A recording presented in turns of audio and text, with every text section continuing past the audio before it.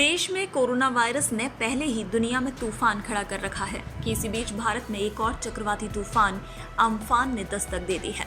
भारतीय मौसम विभाग का अनुमान है कि इस तूफान की गति 200 किलोमीटर प्रति घंटे से भी ज्यादा हो सकती है।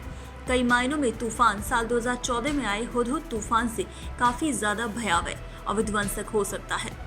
गौरतलब है 2014 में हुदहुद ने पश्चिम बंगाल और ओडिशा जैसे तटीय राज्यों के अलावा उत्तर प्रदेश सहित कई मैदानी राज्यों में भयंकर तबाही मचाई थी।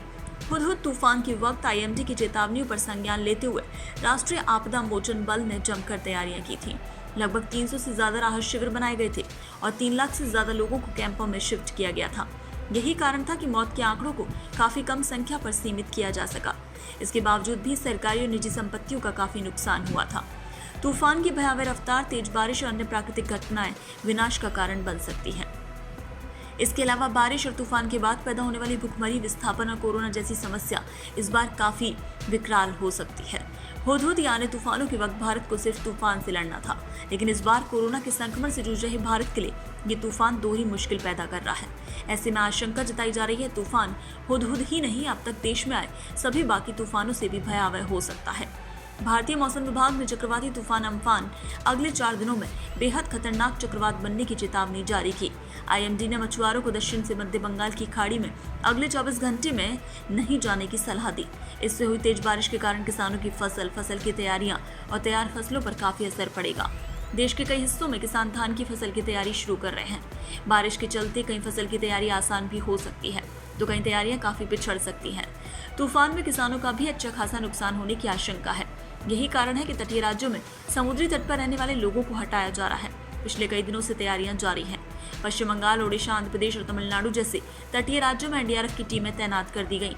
संबंधित राज्यों के मुख्यमंत्रियों के अलावा प्रधानमंत्री मोदी भी पूरे हालात पर खुद नजर रख रहे हैं। केंद्रीय गृह मंत्रालय भी काफी सक्रिय है और राज्यों को तैयारियों के लिए हर संभव मदद की जा रही है। 20 मई की दोपहर या शाम को चक्रवाती तूफान दिघा हटिया आइलैंड को पार करेगा। इस दौरान हवा की गति 155 से 165 किलोमीटर प्रति घंटा होगी। मौसम विभाग के अनुसार अम्फान तूफान 20 मई के आसपास पश्चिम बंगाल और बांग्लादेश के तटीय इलाकों से गुजरेगा।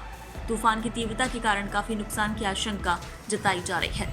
आईएमडी के निदेशक मृत्युंजय मोपात्रा ने बताया, बंगाल की खाड़ी से उठा ये तूफान अम्फान दोपहर 2:30 बजे के आसपास एक अत्यंत भयंकर चक्रवाती तूफान में बदल गया। अगले 12 घंटों के दौरान इसकी तीव्रता में और अधिक बढ़ोतरी हो सकती है।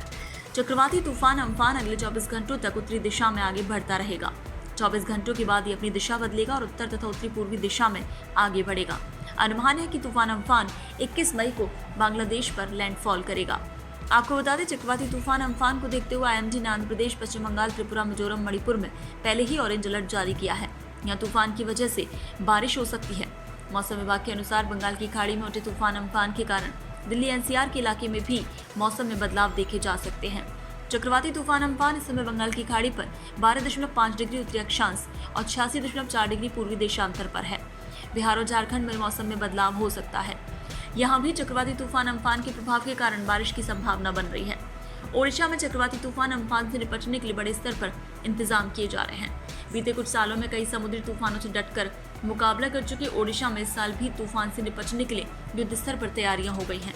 एक ओर जहां पीएम मोदी लगातार ओडिशा की स्थितियों पर नजर बनाए हुए हैं, वहीं सीएम नवीन पटनायक की सरकार ने भी अपने तटीय जिलों में मौजूद लोगों को निकालने की दिशा में काम शुरू कर दिए हैं। ओडिशा बीते एक दशक में कई बार अलग अलग क्षेत्रों में आए चक्रवाती तूफानों से जूझता रहा है। बीते साल ओडिशा के तटीय इलाकों में फोनी चक्रवात के कारण स्थितियां बिगड़ी थी। हालांकि नवीन पटनायक सरकार ने इस चक्रवात का अलर्ट जारी होने के बाद तटीय जिले के संवेदनशील इलाके खाली करा लिए थे। इसके अलावा बड़े अभियानों में 10 लाख से अधिक लोगों को सुरक्षित स्थानों पर भेजकर भारी नुकसान की स्थितियों को टाल लिया गया था। इससे पहले साल 2018 के अक्टूबर महीने में ओडिशा में तितली साइक्लोन के कारण करीब 3000 करोड़ रुपए की संपत्ति का नुकसान हुआ।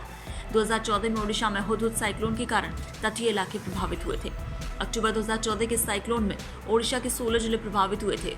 वहीं साल 2013 के अक्टूबर महीने में ओडिशा फैलीन साइक्लोन के कारण बुरी तरह से नुकसान झेल चुका है। इस साइक्लोन के वक्त ओडिशा में करीब 5.5 लाख लोगों को रेस्क्यू कर सुरक्षित स्थानों पर पहुंचाया गया था। वहीं चक्रवाती तूफान के डर से ओडिशा के करीब 1.25 करोड़ लोग प्रभावित हुए थे। एक दशक में 5वां बड़ा चक्रवाती तूफान झेलने जा रहे ओडिशा ने इस बार भी लोगों के जीवन की रक्षा के लिए बड़ी रणनीति पर काम शुरू किया है। राज्य आपदा प्रबंधन विभाग के अफसरों के अनुसार प्रदेश में करीब 11 लाख लोगों को सुरक्षित स्थानों पर ले जाने का काम शुरू कर दिया गया है। इन लोगों को ठहराने के लिए ओडिशा में करीब 567 शेल्टर होम, 7092 अस्थायी आवासों का इंतजाम किया गया है। पुरी, भद्रक, केंद्रपाड़ा, बालासोर, मयूरभंज, जाजपुर, नयागढ़, खुर्दा और कटक जिलों में एनडीआरएफ, एसडीआरएफ और पुलिस की तमाम टीमों को स्टैंड बाय पर रखा गया है। एनडीआरएफ के डीजी एसएन प्रधान ने कहा कि 37 इकाइयों को ओडिशा के विभिन्न जिलों में भेजा गया है। मुख्यमंत्री नवीन पटनायक ने अपने अधिकारियों को लोगों को संवेदनशील इलाकों से निकालकर सुरक्षित स्थानों पर ले जाने की योजना बनाने का निर्देश दिया। साथ ही सड़क मार्ग, पेयजल आपूर्ति, बिजली आपूर्ति और अस्पतालों के ढांचे और वहां बिजली पानी की आपूर्ति को जल्द बहाल करने की भी तैयारी करने को कहा है। ब्यूरो रिपोर्ट, पत्रिका TV. Most likely, as per the IMD report, to turn into a very severe cyclonic storm by this evening and continue to be so for some time. As far as NDRF is concerned, in Orissa and in West Bengal, a total of 37 teams have been deployed, out of which 17 are in deployment right now, with 3 possible additions in West Bengal, and that will be 20 teams actively deployed and 17 teams on standby. So, to repeat, in West Bengal and Orissa, a total of 20 teams will be actively deployed by the end of this day, with 17 teams on standby. Very severe cyclone की जो कि चक्रवात है, जो कि हमारे दक्षिण बंगाल की खाड़ी में मध्य वाले क्षेत्र में बना हुआ है और ये करीब 760 किलोमीटर पारादीप से दक्षिण में स्थित है। और बात करें दीघा जो कि पश्चिम बंगाल में, उससे करीब 960 किलोमीटर दूर दक्षिण पश्चिम में स्थित है। और बांग्लादेश से इसकी स्थिति देखें तो खेपुपारा से करीब 1050 किलोमीटर दक्षिण पश्चिम में स्थित है।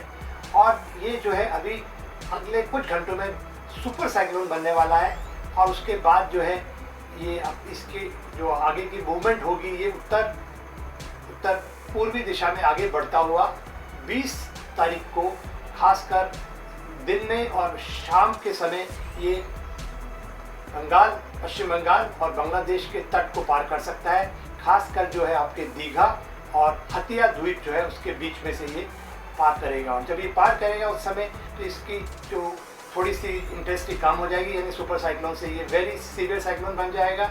और जो तेज हवाएं हैं करीब 155 से 165 किलोमीटर प्रति घंटा की रफ्तार की हवाएं चलेंगी और ये बीच में थोड़ी सी बढ़कर 185 किलोमीटर प्रति घंटा की रफ्तार की भी हो सकती है। तो और उसके साथ साथ जो है करीब 4 से 5 मीटर ऊंची जो है आपके कहते हैं स्टॉर्म सर्ज जिसे कहते हैं लहर उठ सकती है। खासकर आपके ये जो दक्षिण और उत्तरी आपका 24 परगना जिला है और मेदिनीपुरा जो जिला है उसमें भी 3 से 4 मीटर ऊपर जो है आपकी स्टॉर्म सर्ज यानी लहर उठ सकती है और ये जो है एस्ट्रोनॉमिकल टाइड से ऊपर होगी।